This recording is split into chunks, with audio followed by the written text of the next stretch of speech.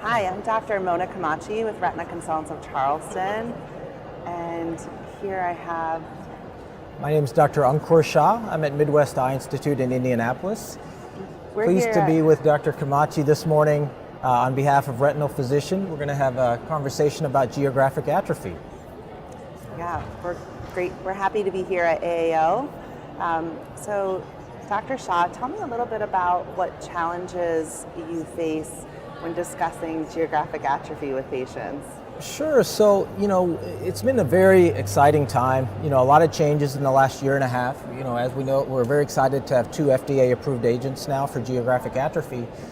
We're so used to, prior to 2023, being in this situation where these patients come in, you don't have much to offer them. They continue to complain about worsening vision. They may be okay on Snellen. They may be 20/20, 20/30, but things are getting dimmer, they're having more trouble reading, more trouble driving. And we tell them, take your vitamins, your grid, use the Amsler grid. Everything still looks dry, you don't need injections. And now it's a completely different discussion. And obviously it becomes more time consuming for us, but it's also fulfilling and satisfying because you see the hope and the excitement in their eyes when we tell them we actually have things to offer them. So a lot of these patients, have had this diagnosis of macular degeneration for quite some time, and they know it's the dry macular degeneration, but they may not have heard the term geographic atrophy because it didn't really matter, frankly, right? Exactly. We couldn't do anything about it. So we tell them, you have this dry form. A lot of patients will ask, what's worse, dry or wet? You say, well, it depends. Wet, you can lose vision more quickly. So if there's ever a big sudden change, let us know right away. The dry tends to be more slow, but they can both lead to the same, end-all state of very poor central vision.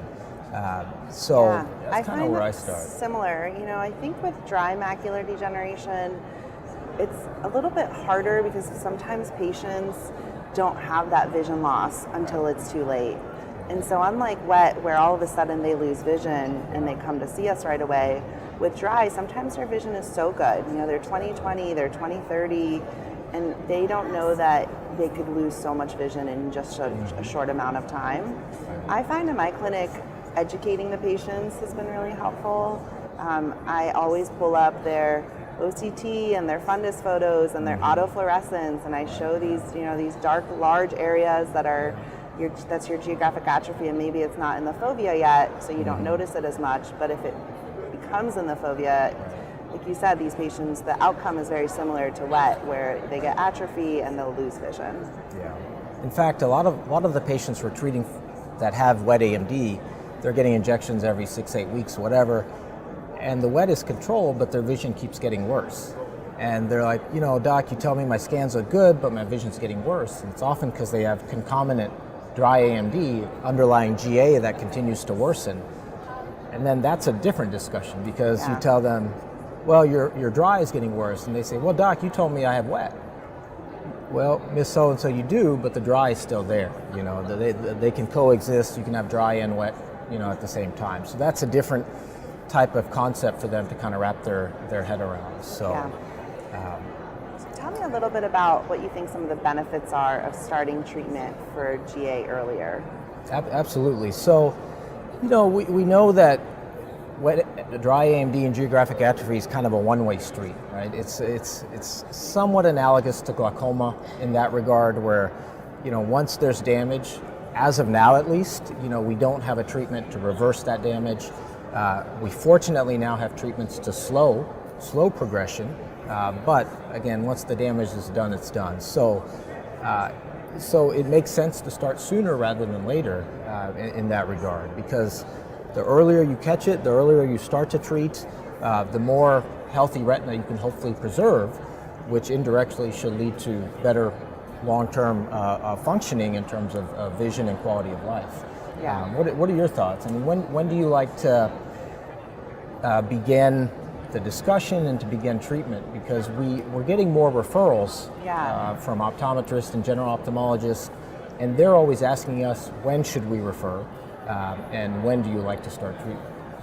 Yeah, historically, these geographic atrophy patients were ones that we would see so rarely because there was really not much for us to do. And now I tell my optometrists, send them to me as soon as you see any signs of geographic atrophy, even it's before they're treatment ready, because then we can monitor the progression really carefully with testing that we can do in clinic. And I have some patients that I'll bring back instead of in 4 or 6 months like we used to, or in a year. I'll bring them back in a month or 2 if I feel like there's some acute changes happening. And as soon as I see changes, we really do start talking about starting the treatment earlier. The analogy I use for patients a lot of times is we're heading towards a cliff and there's going to be a chute going down, and that's when it's too late.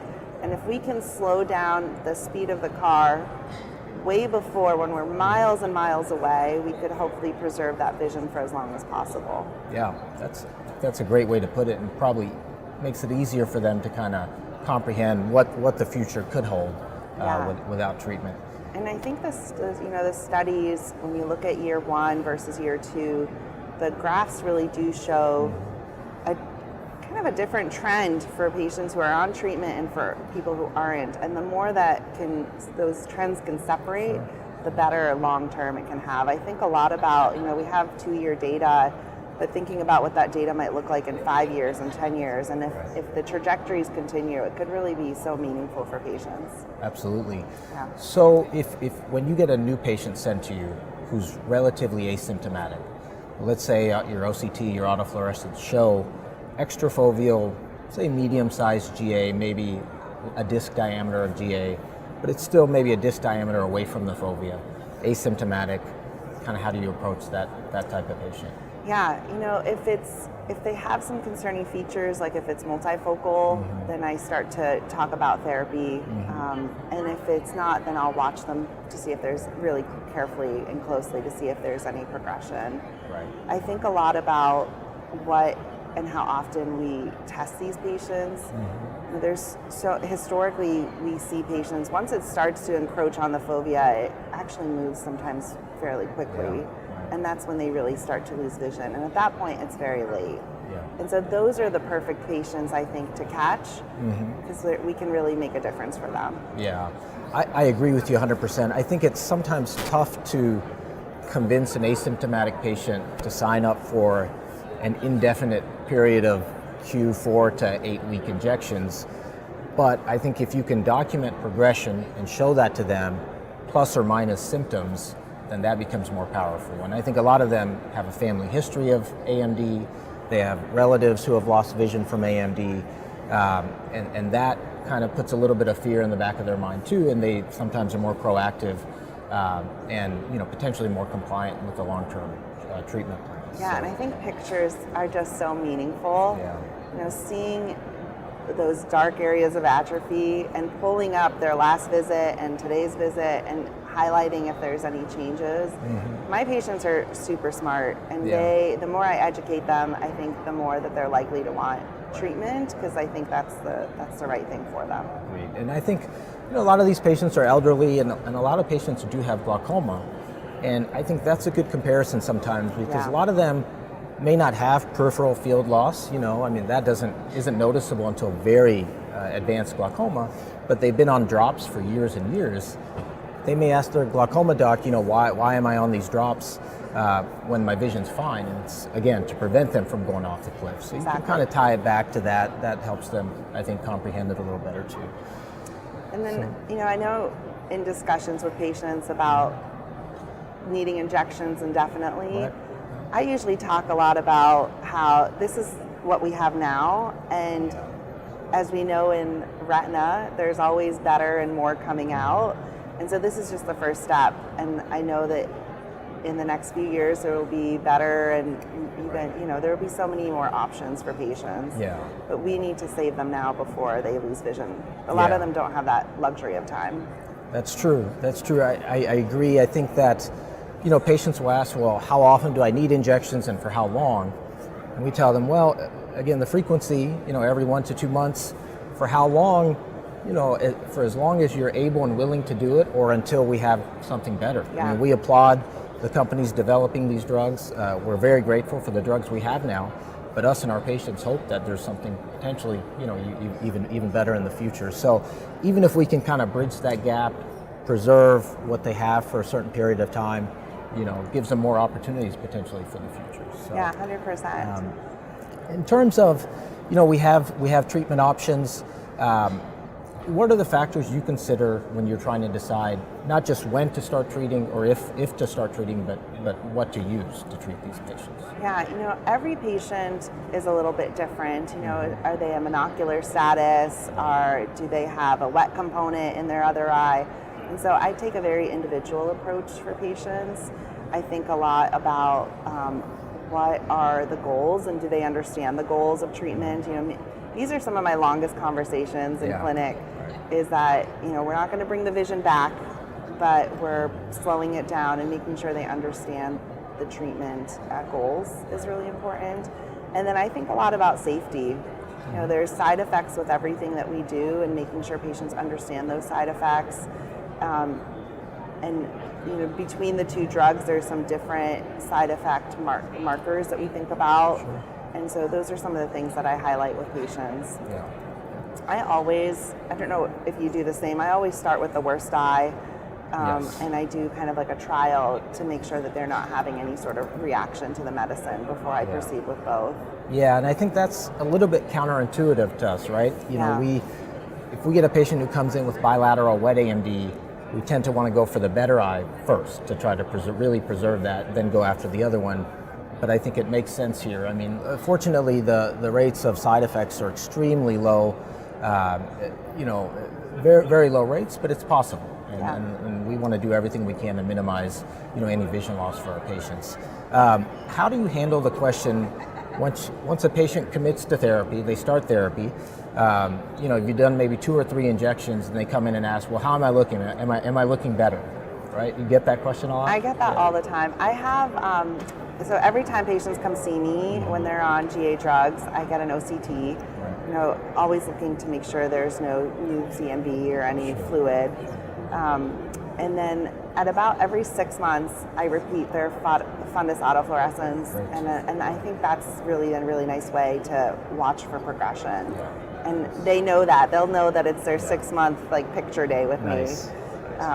And as far as CNV goes, I don't know what your experience has been. Mine has been, I've had several patients who've converted, and they have never come to me with large bleeds or a lot of vision loss. It's always been very subtle OCT changes, and patients have been kind of asymptomatic to it.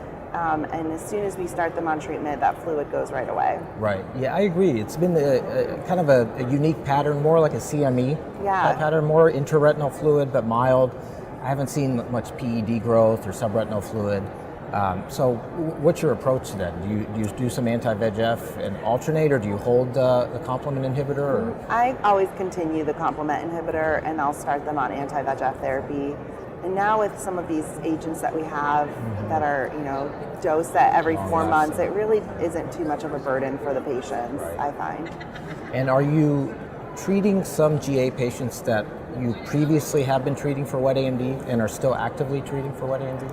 Yeah, it's a smaller pool in my clinic, but I definitely have patients who have, wet AMD in one eye, and definitely have components of dry in the other, and I'll start on both. And if I see any changes in the wet that's not related to fluid, then I'm more likely to want to start to treat them with both. Got it. Yeah. Are you the same? Yeah, and I do have some patients that I treat for both in the same eye. Not the same day, we tend to alternate, but I think the patients that are used to anti-VEGF injections are used to the concept of injections. So yeah, they're not thrilled that it's going to be more frequent now because they need to alternate 2 drugs, but they're not as deterred by the concept of injections. They're more willing to, adopt it and say, well, yeah, whatever it takes, a lot of patients just whatever it takes to keep what I have as long as possible. Exactly. And the other thing that I do in my clinic is I try, it's a burden sometimes for patients to come in for injections regularly, and so I try to make express visits where, they're not getting a full dilated exam, I'm getting an OCT and I'm looking if they have any vision changes or there is changes, then we'll do a full exam. Yeah. But that really does help, and kind of getting them in through the clinic and so they're not waiting there for too long. Yeah, no, I agree completely. I mean, these patients, some of them are coming in so frequently, Yeah. you don't necessarily need to reinvent the wheel every Exactly. visit. Really try to streamline it. That helps, I think, improve the odds of maintenance of compliance for them, right? Make it so they're not there for a whole day, with us every couple of weeks or every month. Yeah, So. exactly. Yeah, I think these are, good challenges for us to have. It's good to have more options. It's good for our patients. It's good for us. It's more encouraging when we see these patients. We're not dreading seeing the GA patients like we used to. Yeah. Like you said, see them every 6 to 12 months and just tell them, oh, you're still dry, see you next year. Now it's more time consuming, but it's more fruitful for them as well. Definitely. Getting to them earlier is just key, and I think patient education so that they can help select kind of what's best for them. That's been great. Agreed. Well, thanks for being here with Yeah, us. pleasure. Very nice talking to you, and as well. enjoy your time here in Chicago. Beautiful weekend, and Yes. great meeting as always. They always do a wonderful job here. So. Yeah, great.